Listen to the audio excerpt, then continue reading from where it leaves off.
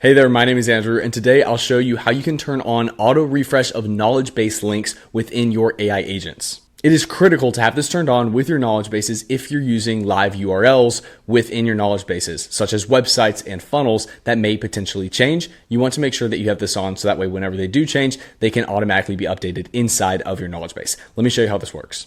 Inside of your HighLevel under AI agents knowledge bases, you can find your knowledge bases obviously, and we can go ahead and edit one here.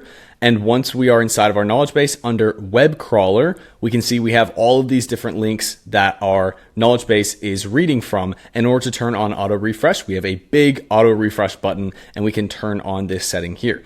Now, when we toggle this on, this will automatically refresh the uploaded links based on our given refresh frequency. So this can either be daily, weekly, or monthly. So some best practices, if you're using pretty small website pages, then daily is totally fine. If you're not using a lot of website pages, maybe just one or two, then daily is perfect. If you're using a little bit more, then weekly will be good. If you're just worried about it spending up too much bandwidth trying to run through these knowledge bases, then weekly would be good. In my example, we have 1,500 links in this knowledge base, so weekly would be a little much. Monthly would make a lot more sense for us to make sure that we're not bogging down the system or having any downtime with our knowledge bases. But just to make sure this works, you can toggle this on and then click save, and now this will automatically every month this will refresh all of these links instead of us having to manually come in here and refresh the links like that. That's going to do the exact same thing, just automatically on that time frequency that we just designated. Now, this won't impact credits or cost anything. Refreshes and auto refreshes are rolled into your conversation AI usage, so don't be worried about that. Also, if a page fails, because let's say a page is not live anymore and it tries to auto refresh,